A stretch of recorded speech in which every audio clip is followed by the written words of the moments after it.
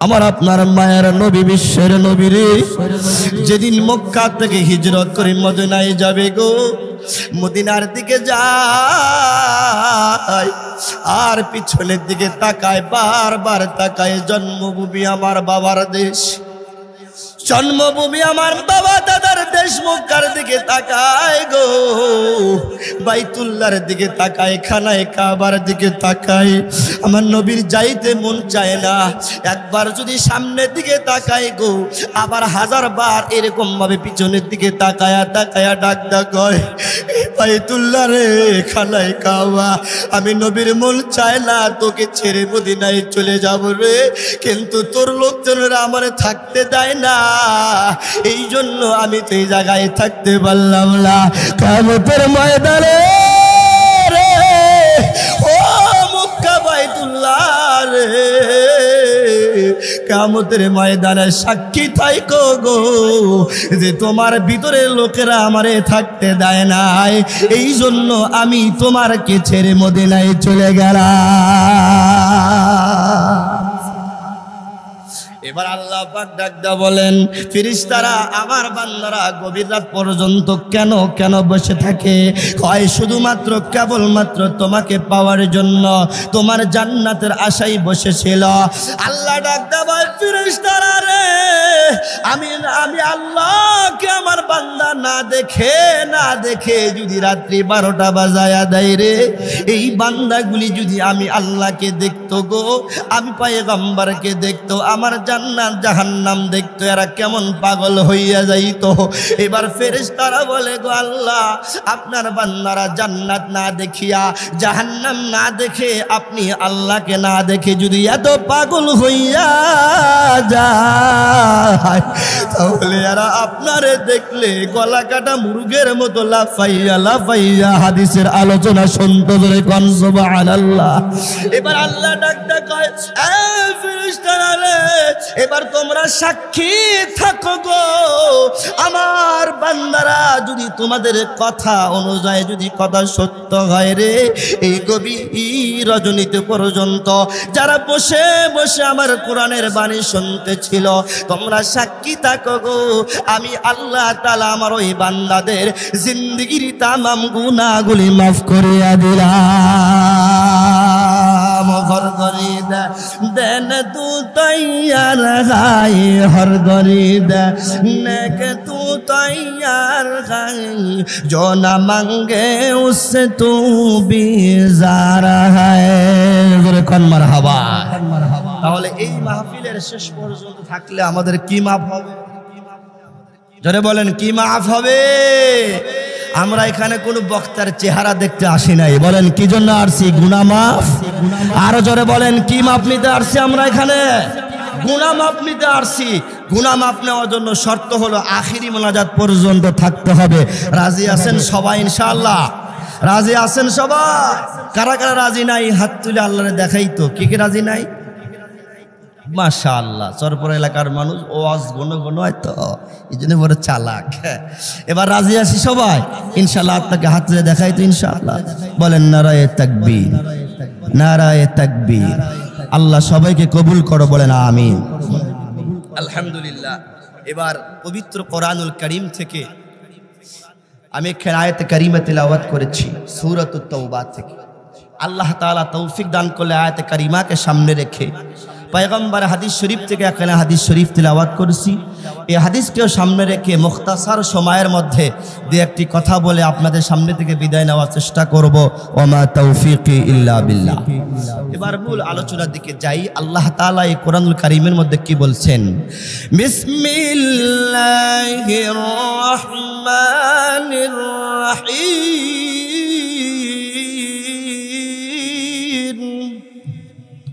وَإِذَا قُرِئَ الْقُرْآنُ فَاسْتَمِعُوا لَهُ وَأَنصِتُوا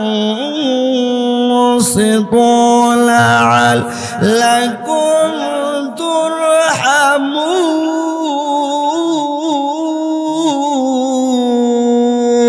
আল্লাহু আকবার বলেন, আল্লাহু পাক বলেন, ওয়াইদা কুরিআল কুরআনু ফাসতামিউ লাহু ওয়া আনসিতু লাআল্লাকুম তুরহামুন। যেখানে কোরআনুল কারীম তিলাওয়াত হয়, বলেন যেখানে কোরআনুল কারীম তিলাওয়াত হয় ওই জায়গায় তোমরা চুপচাপ নীরবতার সাথে তিলাওয়াত শুনতে থাকো। বলেন সুবহানাল্লাহ। বলেন সুবহানাল্লাহ। নির্দেশ কার? আর জোরে বলেন কার? আল্লাহ নির্দেশ। আল্লাহ বলতেছেন যেখানে কোরআন তিলাওয়াত করা হয় ওই জায়গায় তোমরা নীরবতা পালন করে চুপচাপ থেকে আমার কোরআন শোনো। লাভ কি হবে? ওয়া আনসিতু লাআল্লাকুম তুরহামুন।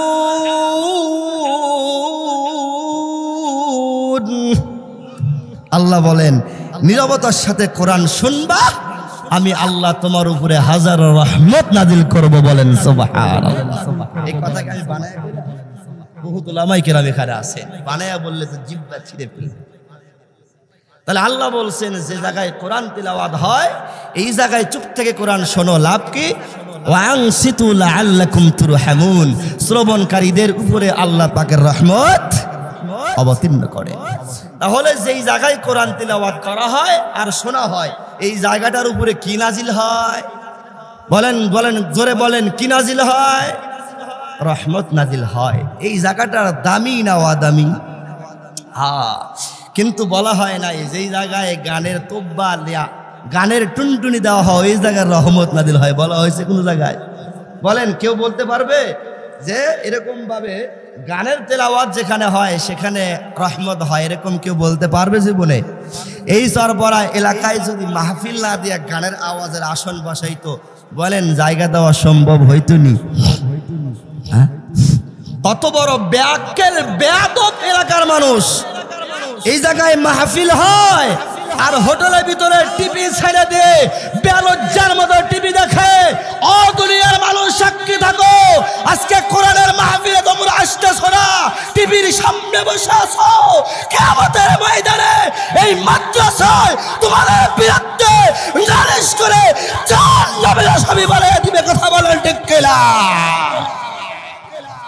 আজকে মনে করতেছো তোমার শক্তি আছে, ধরে নিয়ে আসার ক্ষমতা আমাদের নাই, কারণ শক্তি তোমার, কিন্তু শক্তিরও শক্তি মালিক আছে কি নাই? আছে। এই জন্য আমি চরপাড়া বাজারের সকল দোকানদার ভাইদেরকে বলছি, সারা বছর দোকানদার চালান নিষেধ নাই, আজকে আপাতত কোরআনের ইজ্জতের খাতিরে হোক, মাদ্রাসার খাতিরে হোক, একটু দ্রুত বন্ধ করে সকল ক্রেতা শ্রোতা সকলকে সাথে নিয়ে মাহফিলের ভিতরে আসেন। এখানে বসলেই বান্দা গুনাহ মাফ করে দিবে। সুবহানাল্লাহ। এখানে বসলেই গুনাহ মাফ। আমল করুক আর না করুক, বসলেই কি মাফ? গুনাহ মাফ। ওয়াদা দিয়েছেন আল্লাহর কাছে, কেউ উঠবেন না ইনশাআল্লাহ। তাহলে যেখানে কোরআন তিলাওয়াত হয় জায়গাটা রহমতের, বলেন কিসের জায়গা? রহমতের জায়গা। কেন রহমতের জায়গা? বলে ওই জায়গার সাথে সম্পর্ক কার? আরো জোরে বলেন কার? কোরআনের সম্পর্ক। কোরআন,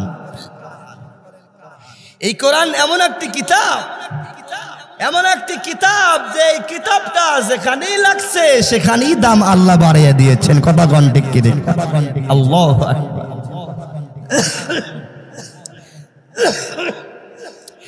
যেই জায়গার মধ্যে কোরআনুল কারীম সর্বপ্রথম অবতীর্ণ হয় সেই পাহাড়ের নাম হলো জাবালে নূর। বলেন সুবহানাল্লাহ। সেই পাহাড়ের নাম কি? জাবালে নূর। আল্লাহু আকবার। গুনাহগার সেই পাহাড়ে গিয়েছিল। সেই পাহাড় এত লম্বা পাহাড় রে ভাই, ফজরের নামাজের 2 ঘন্টা আগ থেকে আমরা হাঁটা শুরু করলাম পাহাড় বয়ে বয়ে। উঠতে উঠতে যুবক মানুষ এর পর পা লেগে যায় গো, পা আর উঠতে চায় না। বহু দূর যেতে যেতে অনেক লম্বা সময়, প্রায় 1 ঘন্টা 20 মিনিট পার হয়ে যায়। এরপরও পাহাড়ের উঁচু জায়গায় খুঁজে পাওয়া যায় না। বন্ধুরে, যুবক মানুষ হওয়ার কারণে লাখ কোটি শুকরিয়া আলকানায় আল্লাহর কাছে। কত বুড়া মানুষ আমাদের সাথে গেল, পদের মাঝে আর যাইতে পারল না, বসা গেল। আল্লাহর কইলাম, আল্লাহ এই বয়সে আনছো তোমার ঘরে, এই সমস্ত রহমতের জায়গাগুলি জানি যেন না দেখায়া তুমি বাড়িতে নিও না মাওলা। আল্লাহর উপরে ভরসা নিয়ে ওঠা আরম্ভ করলাম রে বাবা। উঠতে উঠতে বহুদূর যাওয়ার পরে ফজরের নামাজের আজান হয়ে গেল। আজান হয়ে যাওয়ার পরে চিন্তিত হয়ে গেলাম, নামাজ কোন জায়গায় পড়বো। আল্লাহ তুমি সহজ করে দাও, না জানি আর কত উঁচু জায়গা বাকি আছে। যাইতে যাইতে বহুদূর যাওয়ার পরে অনেক লম্বা পথ অতিক্রম করার পরে পাহাড়ের উপরে উঠাইলো। উঠানোর পরে আবার শুনলাম যে যেই নবী যেই গুহার ভিতরে বসে বসে আল্লাহর কোরআন অবতীর্ণ হয়েছে, ওই গুহা পাহাড়টা আরো অনেক নিচুতে নামতে হবে, বহুত কঠিন জায়গা গো। আল্লাহর কাছে দোয়া করলাম, আল্লাহ তুমি সহজ করে দাও। পাহাড় থেকে আবার যখন নিচের দিকে নামতে শুরু করলাম, নামতে নামতে এমন পাথরের ভিতর দিকে চৌকিন্ন এত সংক্ষিপ্ত একটা রাস্তা রে বাবা, যেই রাস্তার উপরে ভয় লাগলো যে এত চিকন মানুষটাও হাইটে যাইতে পারবে না। উপরে পাথর, সাইডে পাথর, চতুর্দিকে পাথর। এই পাথরের ভিতর দেখ কেমনে যাব, সম্ভবত উপরে মাথাটা ঠেকে যাবে, মাঞ্জা ঠেকে যাবে। আল্লাহকে দোয়া করলাম, আল্লাহ সহজ করে দাও, কারণ আমার সামনে কত মোটা মোটা মানুষ যায়। আল্লাহ তুমি সহজ না করলে আমি গুনাহগার, এই পথ অতিক্রম করতে পারবো না। মুসলমান ইমানদার কিতাব বুকে নিয়ে বলতেছি রে ভাইজান, আল্লাহ পাকের কোরআন অবতীর্ণ হওয়ার পাহাড়ের সেই চুঙ্গার ভিতর দিয়ে যখন হাঁটা রওনা করলাম, আল খোদার কসম করে ওই সংকীর্ণ রাস্তা দিয়ে যখন আমি ঢুকলাম, আল্লাহর কসম আমার শরীরের সাথে একটা পাথরের স্পর্শ লাগলো না। মুসলমান ইমানদার ভাইয়েরা আমার, এবার সেই রাস্তা অতিক্রম পার হয়ে দেখি গো শত শত মানুষের লাইন। ওই গুহার ভিতরে 2 রাকাত নামাজ পড়বে সবার মনের মধ্যে আসা। আমি আল্লাহ কইলাম, আল্লাহ নামাজ পড়ার ক্ষমতা আমার নাই, আপনি যদি তৌফিক না দান করেন ওই গুহার ভিতরে যায় সিরিয়াল মেনটেন করে সম্ভব নয়। আল্লাহ তাআলার কাছে কান দিলাম, আল্লাহ তুমি আমার জন্য পাত্রা সহজ করে দাও। অটোমেটিক দেখি গো, অটোমেটিক আল্লাহ পাক আর মাত্র 6 থেকে 7 জন মানুষের সামনে আল্লাহ আমার দাঁড় করিয়ে দিল। আমি 6 জন মানুষ অতিক্রম করে যখন গুহার ভিতরে ঢুকলাম গো, গুহার ভিতরে দাঁড়ানো যায় না, এত উঁচু না, দাঁড়ানো যায় না, দাঁড়াইলে মাথা পাথরের সাথে লেগে যাবে। একজন মানুষ দা বসা যায়, সামনেটা গুহার সামনে হলো একদম সংকীর্ণ, পিছনে একটু চওড়া। এই জায়গায় দাঁড়াইয়া আল্লাহ পাকের ফজরের নামাজ আদায় করলাম, বলেন মারহাবা। ফজরের নামাজ আদায় করার পরে আর দোয়া করার সুযোগ পাইলাম না। পিছন থেকে শত শত মানুষগুলো লাইন ধরে দাঁড়িয়ে আছেন, সবার আশা ওখানে নামাজ পড়বে। নামাজ পড়ে আল্লাহ বললাম, আল্লাহ এই গুহার ভিতরে পবিত্র কোরআনুল কারীমের সূরাতুল আলাকের প্রথম 5টি আয়াত তুমি তোমার বন্ধুকে দান করেছিলা। সবাই আমার সাথে পড়বেন, বিসমিল্লাহির রহমানির রহিম। আল্লাহু আকবার। ইকরা বিসমি রাব্বিকাল্লাযী খালাক, খালাকাল ইনসানা মিন আলাক, ইকরা ওয়া রাব্বুকাল আকরাম। জোরে কোন মারহাবা। ওই পাহাড়ের ভিতরে গুহার ভিতরে আমি দাঁড়াইয়া এই 5টি আয়াতে কারিম আমি তেলাওয়াত করলাম, আল্লাহ পাকের শুকরিয়া আদায় করলাম। মুসলমানদের মক্কার ভিতরে সৌদি আরবের মধ্যে যখন ঢুকলাম, এইদিকে পাহাড়, ওইদিকে পাহাড়, চতুর্দিকে পাহাড়, চতুর্দিকে পাহাড়। কিন্তু এই পাহাড়ের দামটা আল্লাহ কেন বাড়াইয়া দিলেন, আমি এই কথাই বলতেছিলাম। এই পাহাড়ের কেন এত দাম? এত উঁচু পাহাড় হওয়ার পরেও মানুষ পাগলের মতো ওই পাহাড়ে উঠতে চায়। তার কারণটা, কারণ শুধুমাত্র একটাই গো, ওই পাহাড়ের সাথে সম্পর্ক ছিল আমার আল্লাহর কোরআনের। চিৎকার দিয়ে কোন সুবহানাল্লাহ। ওই পাহাড়ের সাথে সম্পর্ক কার? আরো জোরে বলেন কার? এই জন্য বহুত পাহাড় সেখানে আছেন, কিন্তু কোন পাহাড়কে মানুষ এত পাগল হয়ে দেখতে যায় না। এই জাবালে নূর পাহাড়টা মানুষ পাগলের মতো দেখতে যায়, কারণ ওই পাহাড়কে দেখতে যায় না, পাহাড়ের সাথে সম্পর্ক কোরআনের।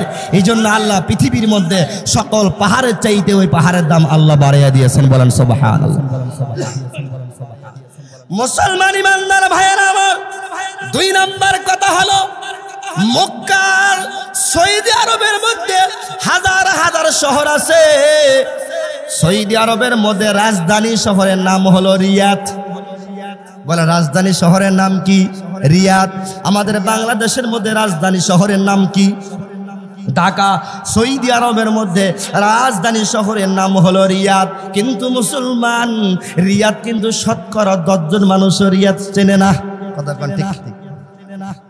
আমি আগে চিনতাম না, এবার নাই গেছি, যাওয়ার পরে কিন্তু রিয়াদ শহর চিনতাম না আগে।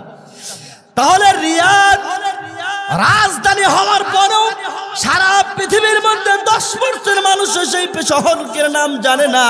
কিন্তু মুসলমান মক্কা শহরটা এত মানুষ চেনে কেন? মক্কার নামটা এত কোনো পরিচিত, কারণ মক্কা তো বড় ধরনের কোনো শহর নয়। গেলাম রে ভাই, দেখলাম কয়েকটা মাত্র বিল্ডিং মিলে একটা মক্কার শহর। এই শহরের দাম কেন এত দামি গো? এই শহরের সাথে সম্পর্ক রয়েছেন কার? আর জোরে বলেন কার? মক্কার শহরের সাথে সম্পর্ক হলো আল্লাহ পাকের কোরআনুল কারীমের।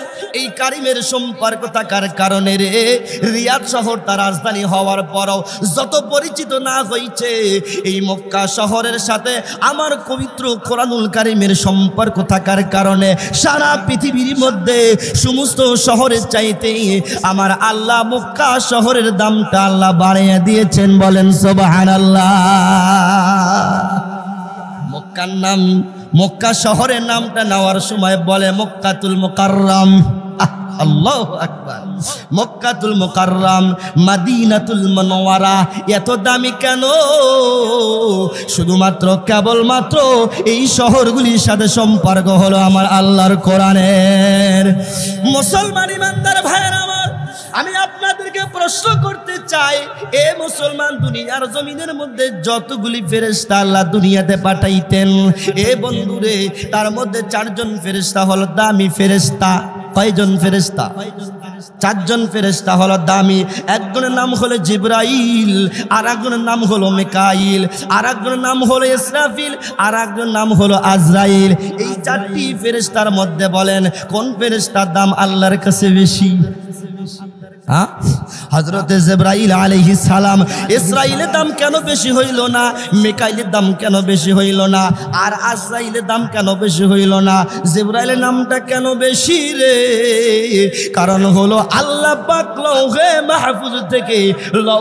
মাহফুজ থেকে এই কোরআনুল কারীমটা ফেরেশতা জিবরাইলের মাধ্যমে ওই জাবালে নূর রহমতের পাহাড়ের মধ্যে আল্লাহ পাকের পয়গম্বরের কাছে জিবরাইলের মারফতে কোরআন অবতীর্ণ করেছিলেন, বলেন সুবহানাল্লাহ। জিবরাইল ফেরেশতার সাথে কোরআনুল কারীমের স্পর্শ লাগার কারণে কোটি কোটি ফেরেশতা আল্লাহ পাক দুনিয়াতে পাঠাইছে, কিন্তু আল্লাহর কোরআনের সাথে সম্পর্ক না লাগার কারণে জিবরাইল কোটি কোটি পৃথিবীর মধ্যে আমার আল্লাহ জিবরাইল ফেরেশতার নামটা বেশি প্রসিদ্ধ বানিয়ে দিয়েছেন, বলেন ঠিক কিনা? মুসলমান ইমানদার ভাইরা আমার, এইভাবে তো আল্লাহ পাক কোরআনুল কারীমের সাথে যাদের সাথে সম্পর্ক, ওই জিনিসটার দাম কিন্তু আল্লাহ বাড়াইয়া দিলেন। যতগুলি নবী দুনিয়াতে আসছেন, সমস্ত নবীদের মধ্যে সবচাইতে বেশি প্রসিদ্ধ নবী হলো আমাদের, বলেন কোন নবী? আমাদের নবী। আমাদের নবী কেন এত দামি গো?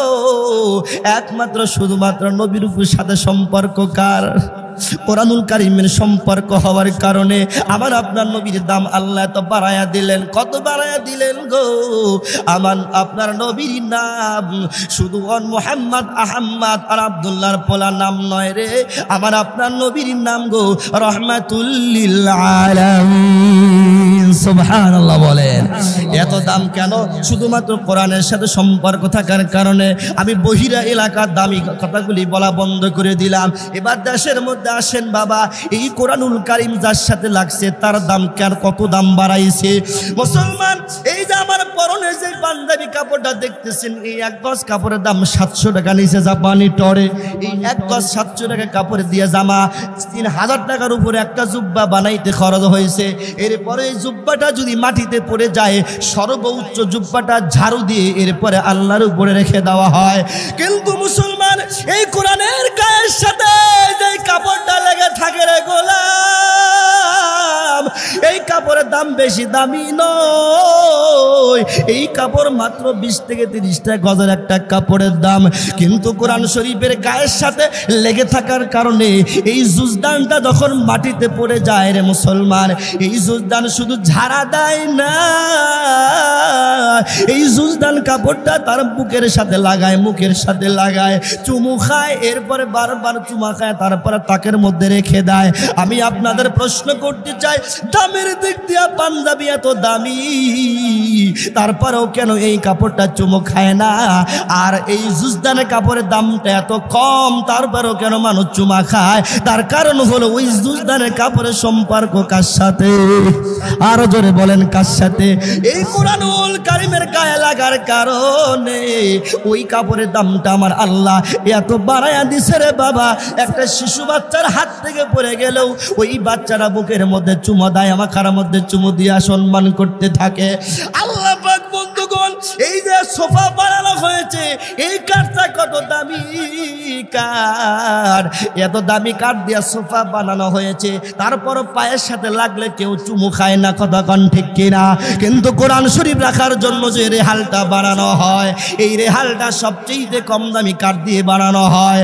এরপরও এই রেহালটার মধ্যে যদি কারো পাও লেগে যায়, একটা মাসুম বাচ্চা দুনিয়ার কিচ্ছু বোঝে না, এমন মাসুম বাচ্চাটা তাও কোরআনের রেহালটা বুকে জড়ায় এদিকে ওদিকে চুমা খাইতে থাকে, আদর করতে থাকে। এ মুসলমান, ওই কাঠের সাথে কিসের সম্পর্ক? তার মানে হলো একমাত্র আমার আল্লাহর কোরআনের সম্পর্ক। কথা বলেন ঠিক কিনা মুসলমান ইমানদার? এবার আমি আপনাদেরকে প্রশ্ন করতে চাই, এই যে মাদ্রাসা ঘরটা দেখা যায়, এই মাদ্রাসা ঘরের অবস্থা আর এই যে ঠ্যাংওয়ালা স্কুলের অবস্থা, বলেন কোন জায়গাটা দুনিয়ার দিক থেকে দামি? দুনিয়ার দিক থেকে এইটা তো একটা টিনের ঘর, এই জায়গার মধ্যে ফ্লোরে একটা ইট বিছানা পর্যন্ত নাই, আর ওই জায়গায় তো রটের বিল্ডিং। কতক্ষণ ঠিক কি ঠিক না? বিল্ডিংটা দামি না টিনের ঘরটা দামি? বিল্ডিংটা দামি দুনিয়ার দিক থেকে, বিল্ডিংটা দামি। এত দামি হওয়ার পরও কিন্তু ওই জায়গার উপরে আল্লাহর রহমত অবতীর্ণ হয় না। আর যেই মাদ্রাসা, এই জায়গা দিয়ে যখন আমরা বাজারে যাই রে, স্কুলের দিকে একবার তাকাই, কিন্তু এই টিনের ঘর মাদ্রাসার দিকে কেউ তাকাই না। বাপজান রে, এই ঘরটা তোমার কাছে দামি হইতেছে বাবা। এই ঘরের মধ্যে বসার জায়গা নাই, এই ঘরের মধ্যে বাবা শোয়ার ঘুমানোর জায়গা নাই। এরপরে এই ঘরটার কত দামি। আল্লাহ রসুল বলেন এই ঘরটা হলো ডাইরেক্টলি আমি নবীর বাড়ি। জোরে কোন সুবহানাল্লাহ। এ মুসলমান, এই ঘরের মধ্যে টিনের ছাপড়া থাকার পরে একটা ইটা পর্যন্ত নাই, তারপরে এই ঘরটা কেন দামি? এত কেন দামি রে বাবা? কারণ হলো এই ঘরের সাথে সম্পর্ক হলো আমার আল্লাহর কোরআনের। কথা বলেন ঠিক কিনা? এই মাদ্রাসা ঘরটা দামি একমাত্র কোরআনুল কারীম থাকার কারণে। মুসলমান ইমানদার রে, এই কোরআনুল কারীম যদি পাহাড়ের সাথে লাগা, যদি পাহাড়ের দাম আল্লাহ বাড়াইতে পারে, এই কোরআনুল কারীমের সম্পর্ক শহরের সাথে লাগার কারণে যদি শহরের দামটাকে আল্লাহ বাড়াইয়া দিতে পারে, এই কোরআনুল কারীমের সম্পর্ক যদি ফেরেশতার সাথে লাগার কারণে ফেরেশতার দাম আল্লাহ বাড়াইয়া দিতে পারে, এই কোরআন শরীফের ছোঁয়া যদি কাঠের সাথে লাগার কারণে কাঠের দাম আল্লাহ বাড়াইয়া দিতে পারে, এই কোরআনুল কারীম যদি একটা টিনের ঘরের সাথে লাগানোর কারণে ওই ঘরের মর্যাদা বিল্ডিং এর চাইতে দামি বানাইতে পারে রে ভাই মুসলমান। আমি আপনাদের প্রশ্ন করতে চাই, এই কোরআন যাদের সিনার সাথে সম্পর্ক, বলেন এই সিনাগুলি দাম আল্লাহ বাড়াইতে পারে কি পারে না? মুসলমান ইমানদার যেমন পাহাড়ের সাথে লাগলে পাহাড় দামি হয়ে গেছে, এই কোরআন যেই সমস্ত মাদ্রাসার ছাত্রদের সিনার ভিতরে ঢুকছে রে বাবা, এই মাদ্রাসার ছাত্রদের কত দাম রে বাবা। হাদিস শরীফের মধ্যে বলেন এই মাদ্রাসার তালিবুল ইলম যদি একটা রাস্তা দিয়া যায় আর ওই রাস্তার পাশে যদি একটা কবর থাকে, ওই একটা কবর থাকলে বাবা একটা মাদ্রাসা তালিবের কত দাম। ওই ছাত্রটার পায়ের কদমটা কবরের পাশে পড়ার কারণে আমার আল্লাহ কবরের আযাবকে 40 দিন পর্যন্ত মাফ করিয়া দেন। চিৎকার দিয়ে কর সুবহানাল্লাহ। মুসলমান ইমানদার ভাইরা আমার, অথচ এই মাদ্রাসার ছাত্ররা যদি আমার বাড়ির সামনে দিয়া যায় গো, বলেন ভালো নজরে দেখি না খারাপ নজরে দেখি? দেখতে চাই না। মাদ্রাসা ছাত্র আসলে মনে হয় কিছু চাওয়ার জন্য আইছে। মনটা এতক্ষণ বরাবর আনন্দিত ছিল, মাদ্রাসা ছাত্র সালা পিটে দেই মনটা বড় ছোট হয়ে গেছে। এই মুসলমান, তুমি কাকে দেখে মনটা ছোট করতেছো? তুমি কি জানো নি তার পরিচয়টা কি? তুমি কাকে দেখে তুমি মনটা খারাপ করো গো? তার দাম কত তুমি কি জানো নি? না না না, এই লোকটার দাম কত তুমি জানো না? এই মাদ্রাসার তালিবুল ইলম যে রাস্তা দিয়ে হাইটা যায় রে, ওই রাস্তার মধ্যে বাবা আল্লাহ পাকের রহমতের ফেরেশতা আল্লাহ ডাক কয়, জিবরাইল আমার কোরআনের পাখিগুলো এবার রাস্তা দিয়ে যায় রে, যা যা যা, ওই পাগুলো আমি মাটিতে পড়তে দিব না রে, ওই পাগুলো আমি মাটিতে পড়তে দিব না। এ ফেরেশতারা দৌড়াইয়া যা গো, তোদের নূরের পাখাগুলি আমার মাদ্রাসার ছাত্রদের পায়ের নিচে বিছাইয়া দে। জোরে আল্লাহ সুবহানাল্লাহ। রহমতের ফেরেশতাদের নূরের পাখাগুলি এই মাদ্রাসার তালিবুল ইলমের পায়ের নিচে বিছায়া দেয়। এ বন্ধুরে, যেই রাস্তা দিয়ে মাদ্রাসার ছাত্র গেলে ওই রাস্তার মাটিগুলি অন্য রাস্তার সাথে অহংকার করতে থাকে, গৌরব করতে থাকে। ও বন্ধুরে, আমি আপনি যেই মাদ্রাসার ছাত্রদেরকে দাম দিতে জানি না, ও মুসলমান, এবার ওই ছাত্রদের কত দাম রাস্তার মধ্যে আল্লাহ রহমতের ফেরেশতা পাঠায়া দিয়ে তাদের সম্মানী করে। জোরে কোন সুবহানাল্লাহ। এবার আমি আপনাদের প্রশ্ন করতে যাই, এই মাদ্রাসাগুলি যে এলাকার মধ্যে আছে, বলেন এই মাদ্রাসাগুলি আমাদের জন্য রহমত না গজব? আরো জোরে, রহমত না গজব? জোরে কমে না? রাগ করছেন নি আপনারা? সবাই তো শেষ। আমরা কি আপনাদের পরিচিত মানুষ? আমাকে রসকের আপনারা শুনবে। ওই যে টাঙ্গাইল থেকে আগত আল্লামা আলমগীর হোসেন কুতুবপুরি সাহাব হুজুর আসছে, ওনার বয়ানটা আপনারা শুনবেন। কিন্তু আমি আপনাদের সাথে একটু মুখ্য পরিচিত হচ্ছি। আর যেহেতু নিজের প্রতিষ্ঠান, তো দূর থেকে যত ভালো মানুষে আসুক, তার যে মহাব্বত টাকার বিনিময়ে, আর আমার মহাব্বত অন্তর থেকে। কথা কন ঠিক কি ঠিক না? নিজের সন্তানের বাপের প্রতি মহাব্বত আর হুজুর ভাড়া করে লইয়া মোনাজাতের মহাব্বত এক সমান? বলেন না এক সমান? আমার আব্বা যেদিন মারা গেল, আপনাদের চোখের সামনে আমার আব্বার আমার লাশটা আমি নিজের হাতে গোসল করাইলাম, নিজের হাতে জানাজা নামাজ পড়াইলাম, নিজের হাতে কবরে দাফন করলাম। এই যে আমি যে আল্লাহর কাছে কাঁদলাম, বলেন এই কান্নার পিছনে কোনো হাদিয়ার লোভ ছিল নি? বলা ছিল না? আমি আমার সন্তান, আমি আমার বাবার জন্য এমনি এমনি চোখের পানি বের হয়ে আসবে। বাজান রে, এই যে ওমরাতে চলে গেলাম, কত আফসোস করলাম, বাবা থাকলে বাবাকে একসঙ্গে সফর করাইতাম, এই মনে তামান্না ছিল। মুসলমান ইমানদার, তার মানে নিজের বাবার জন্য সন্তানের যেই দরদ, হাজার বড় বড় মৌলবী নিয়ে এসে দোয়া করলে ওই অন্তরে দোয়াটা কিন্তু পাওয়া যাবে, পাওয়া যাবে। মাদ্রাসা হলো আমার, যেহেতু আমার বাড়ি এখানে, আমার মাদ্রাসা, আমার যে দরদ থাকবে, যত মৌলবী আসুক না কেন, তাদের অন্তরে এত মহব্বত দরদ থাকবে, টাকার নিশা থাকবে। আমি এখানে বয়ান করবো, এখান থেকে আরো দুটো দাওয়াত পাবো। কথা কন ঠিক কি ঠিক না? কিন্তু এই মাদ্রাসা যেহেতু আমার, এই মাদ্রাসা আপনাদের, এই মাদ্রাসা এলাকাবাসীর, আমি আপনাদের প্রশ্ন করতে চাই, এমন দামি ঘর, এমন দামি জায়গা আমাদের রাখা দরকার আছে কিনা? আছে দরকার? কার কার আছে? একটু হাত তুলে আল্লাহকে দেখাই। এই মাদ্রাসা কে কে চান একটু হাত তুলে দেখেন, আল্লাহকে বলেন নারায়ে তাকবীর। নারায়ে তাকবীর। আল্লাহ সগর অন্তরে মাদ্রাসার মোহাব্বত ঢুকে দাও, বলেন আমিন।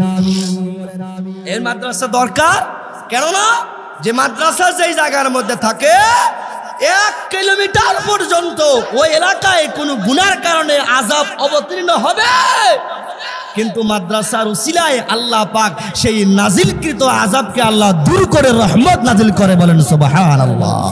সরপরা গ্রামের রহমত, রহমত। ও ভাই, খালি মাদ্রাসা সরপরা মোড়ে থাইকে থেকে সময় নষ্ট করিও না, মাঝে মধ্যে আইসো মাদ্রাসা কি হয় না হয়। একটা বাচ্চা না খায়া আছে না খায়া আছে, এগুলো দেখার দায়িত্ব আমাদের সবার।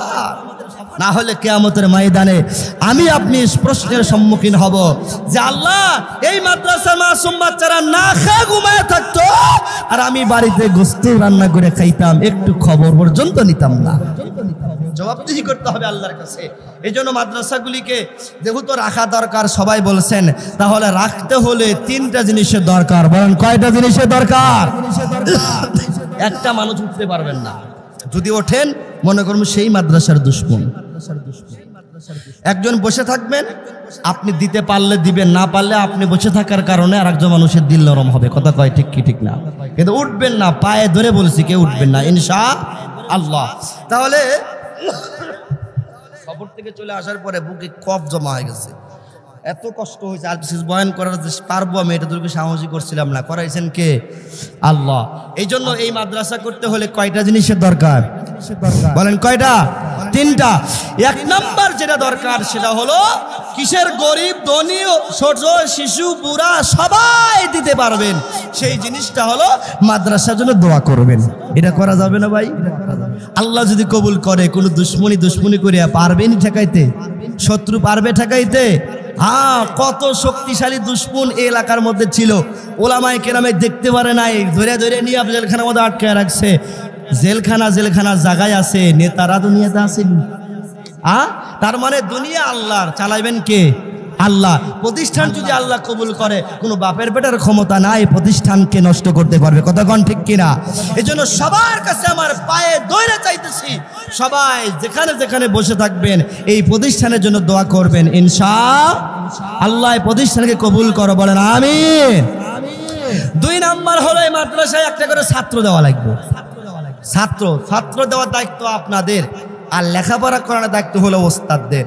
এই মাদ্রাসাতে পড়াশোনা হয় না, এতদিন তো শুনছেন যে খুব কি করে না করে, কিন্তু আজকে যে একটা মাসুম বাচ্চা জানাজা নামাজ পড়াইলো, আমাকে দাঁড় করে দিলে তো আমারও দাঁত ভেঙে দিত। কতক্ষণ ঠিক কি ঠিক না? আমার মসজিদে ঢাকাতে মুসল্লিয়ানে কেরাম তাদের বলি, ও ভাই, ইমাম সাহেবের ভুল ধরা সহজ, কিন্তু ইমামের জায়গায় এসে ইমামতি করা বড় কঠিন। তোমরা আসো, মৌলবী কেমনে দাঁড়াইছে ভুল ধরো, আসো তুমি নিজে শিখ করে দাঁড়ায় 1 রাকাত নামাজ পড়াও, পায়জামা গরম হয়ে যাবে। কতক্ষণ ঠিক কি ঠিক না? ভুল ধরা সহজ, কিন্তু জায়গা দায়িত্ব পালন করা বড় কঠিন। এই জায়গায় যে মাসুম বাচ্চা দাঁড়াইছিল, ও তো এলাকার আপনাদের আমাদের সবারই পরিচিত ছেলেটা, ও তো এখন পর্যন্ত আব্বা ডাক ঠিক মতো দিতে পারে না, মাকে মা বলে ঠিক মতো পারে না, ও এত সুন্দর করে জানাজার নামাজ পড়ে দিছে। এইগুলোই হলো কওমি মাদ্রাসার ঐতিহ্য। কথা বলেন ঠিক কিনা? যারা কওমি মাদ্রাসার দুশমনি করে, এরা আল্লাহ রাসূলের দুশমনি করে, এরা দুনিয়া ধ্বংস হয়ে যাবে, কিন্তু মাদ্রাসা ধ্বংস হবে না। কথা কোন ঠিক ঠিক না? বাচ্চা দেওয়া দরকার আছে কিনা ভাই? এখানে যেন আরামসি যদি একজন করে বাচ্চা, একজন করে নাতি ছাত্র ভর্তি করায়, এই ঘরের মধ্যে জায়গা দেওয়া যাবে কন? এই জন্য ইনশাল্লাহ এখান থেকে নগদের তৈরি আছেন হুজুর, আমি মাহফিলের পরে আমার একটা নাতি হোক অথবা একটা সন্তান হোক, আমি এই জায়গায় ভর্তি করে দেবো। কে পারবেন ইনশাল্লাহ? একটা হাত তুলে আল্লাহকে দেখান তো দেখি, হাত তোলেন তো কে আছেন? মাশাআল্লাহ, আমার মোতাহার ভাই। তারপরে আমার আর মুরব্বী আছে। আল্লাহ ওনাদের সন্তানকে মাদ্রাসার জন্য কবুল করো, বলেন আমিন। আর যারা আমরা হাত তুলি নাই, তারা দোয়া করবো, প্লাস একটা করে ছাত্র দেওয়ার চেষ্টা করবো ইনশাআল্লাহ। 3 নাম্বার হলো এই মাদ্রাসা বর্তমান জামানায় এমন কোনো গরিব অসহায় মাদ্রাসা নাই যেই মাদ্রাসার ছাত্ররা খালি মাটির উপরে ঘুমায়া থাকে, এমন মাদ্রাসা আছে?